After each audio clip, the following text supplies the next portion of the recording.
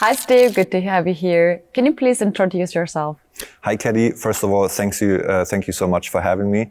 Really appreciate it. And my name is Stev Bonhage. I'm 37 years old. I'm an international published freelance photographer, and I'm born in Germany, raised in Sweden, and I'm a citizen of the world. Can you please shortly tell us your background in photography? I don't think there is a short version of it, so I'm going to try to make it as short as possible. But I dropped out of school at the age of 17, and I started basically taking photographs of whatever was happening around me. I was taking photos of my friends, of my family, of the things that I was doing, dancing and traveling by the time. And that's how I got in touch with Red Bull, a brand that I still work with today. So a lot of action sports, Formula One, climbing, yoga. I also shoot a lot of combat sports. I do a lot of charity work, and I shoot basically whatever I would like to experience, which can be a lot of different things. So yeah, there's no real niche that I've come from. What got you interested in photographing chess, and how did you start? Surprisingly, a lot of people don't think that when they see me, but I had a lifelong passion for chess, which does not necessarily mean that I'm the best chess player, but I enjoy the game and what you can take away from the game. They call chess the game of life for a reason, and for myself as a person and my career, chess has benefited a lot. So I enjoy the game, I enjoy the history of chess, and I enjoy to watch a good chess game just as much as you do. And that basically led to me wanting to take photos at some point of chess. And that was the start. I always like to take photos of what I would like to see and what I would like to experience. So I reached out to FIDE last year, basically almost a year ago on the date, and I was asking and offering my services for free. I would pay my own travels, I would pay my own hotel if I would get the chance to take a couple of photos of the players during the games, which were the candidates in Madrid last year. And didn't hear back, which I'm not surprised because the people have a lot to do. Why should they answer to my email? But a couple of weeks later, I got an email of David Yada, who's also a photographer and head of media from FIDE, who surprisingly told me that they didn't really know how to take the email they received, and they liked my work and they would love for me to be part of the candidates tournament, but they would also love to pay me. And that's where my chess photography started. What are the specific challenges of photographing chess compared to the other sports or anything else that you have done previously? I do shoot a lot of martial arts and Lethwei, which is the most brutal martial arts in the world. So there's obviously a tremendous difference. On one side, you have intellect, and on the other side, you have blood, which people don't always think can be the same thing. But it actually is. If you look at the people, the way they train, the amount of time they spend to become the best, and the will you need to have, and the sacrifices you have to do in order to become the best are the very same. I think the big difference is, compared to all these other things, particular sports, is that you always see what's happening in front of you. A Formula One car you can see passing by, and you can see the difference between the first car and the second car. You can see a knockout. You can see action that happens. And chess, which is an exception where there is a lot of action, but it's in your head. It's not necessarily what happens in front of you. So the big challenge is to showcase what's going on in the head to the people who are observing the game. Steve, you mentioned mixed martial arts, which can be brutal sometimes. What do you think hurts more, to be knocked out or to be checkmated? Oh, that's a really good question, and a really fun one too. I think mentally it's equally devastating, no matter if you get knocked out or if you lose a game of chess, because I can see it in the eyes of the chess players sometimes. When they lose a game, you can't talk to them. They just are frustrated with themselves. And it's the same in fighting, because you know you made a mistake somewhere in order to get beaten. Sometimes you don't need to win, you just need to wait for your opponent to make a mistake. And professionals realize that it's often their own mistakes that led to the defeat. However, I think getting knocked out does hurt physically a little bit more than losing on a checkmate.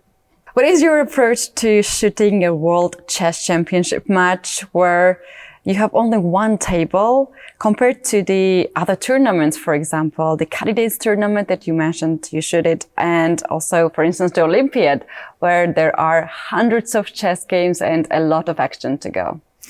The Olympiad is really fun to shoot because you have so many different cultures and so many different players.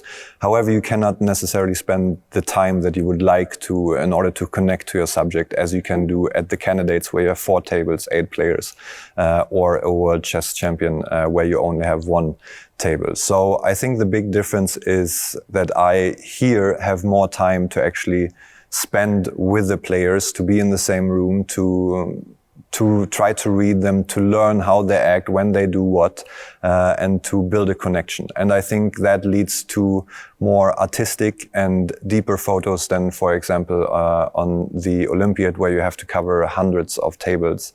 And it's a little bit more about quantity instead of quality. Here, you can, on a World Championship match, you can create art.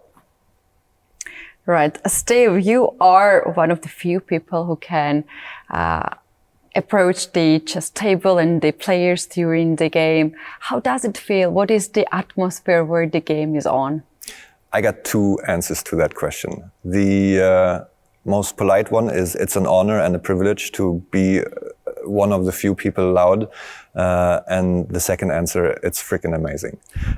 It's so interesting to be in a room where nobody else gets to be, and you have to bring the message of what's happening to the outside world.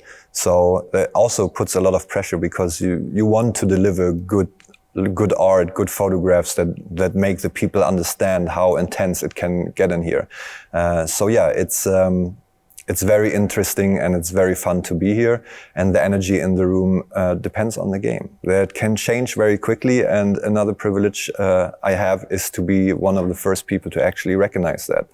If you take the first game, for instance, Ding was almost not at the table, as many people recognized. And then he just showed up. Second day, I think it was on the 3rd game where he actually showed up and just was a complete new person. And you sense that immediately. The confidence in him changed, the way he moved changed. And that is something that I and only the arbiter get to see, because it's different when you see it through the camera or if you're there live and you feel it. It's very hard to explain, but you feel it. Mm. Right. Who is easier to photograph, Nepo or Ding? That's an easy question. That's Nepo for sure. Both people are good human beings, of course, and they're very kind. And I'm very thankful that they respect what I do and they let me do what I do. I had conversations to everybody involved in this room ahead of the game, to the players, to the arbiter, that I just try to do my work. And if I would overstep my line, please let me know. With that being said, that hasn't really happened so far, luckily. So I think everybody's happy. And Nepo is the easier person to shoot because he's more expressive. I think everybody who watches chess or who had a glimpse at the chess game, Nepo comes in and he moves around, he makes these different faces, and he's just more visually interesting. However, I also enjoy to shoot Ding because he has the hidden emotions. There's certain gestures that he does, which I feel like, okay, I know today is a good Ding day, today is a bad Ding day. But those are more hard to find, and it's easier to work during the tournament with Nepo because he's visually more interesting. On a promo day, they both have a good time, they both laugh, and they both interact. We're reaching the last stage of the match. What are your favorite shots so far? Hard question, very hard question. I mean, it's like asking a musician, what is your favorite song? Or a chess player, what is your favorite game? I think there's always several to choose from. But so if I had to pick, I would most likely choose 5 different images. the ones that cover the key shots, basically. You have the overview shot, which was one of the first images that was taken during the World Championship.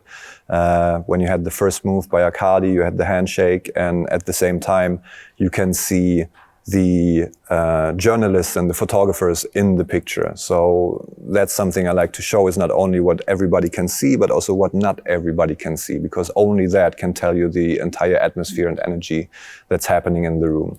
Then there's a great shot of Ding when he walks out from backstage, right next to his image, which you can't see in the frame, but it's similar to this one. That is a shot that I also very like. And something I'm really happy about is that FIDE is a client that let me do what I want to do, which is to be creative. And yeah, so one of the sequences I took, where I put several images together, where you have Nepo walking around in the room and you can see how much he is moving compared to Ding, who basically just sits on his chair. So I have these many Nepos against this one Ding. That's a favorite shot. There's several black and white shots at the beginning of the game where Nepo looks into the light and he's getting ready and it looks like he's praying to God or something.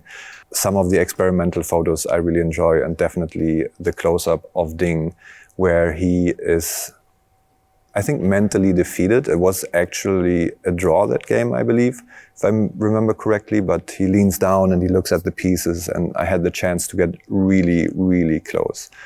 So that's one of my favorite shots for sure. Steve, do you have any specific goals in chess? Yes, I'm a very competitive photographer, and no matter what I shoot, I would like to contribute something instead of replacing something, because I don't want to do what other people already have done. And that's pretty much my main approach to shooting chess. So my goal is to change and modernize chess photography. The game has given so much to me as a person, and it brings so much joy to others. And I think it's something that should be taught in school. And in order to gain more interest in the game that has been around for so long, I think you need to market it in the correct way. And I think spectacular images can contribute to that. So I want to do my part and modernize the way people look at chess. Thank you for doing that for chess, indeed. What are you looking forward to for the last couple of rounds, and where can we find more of your work?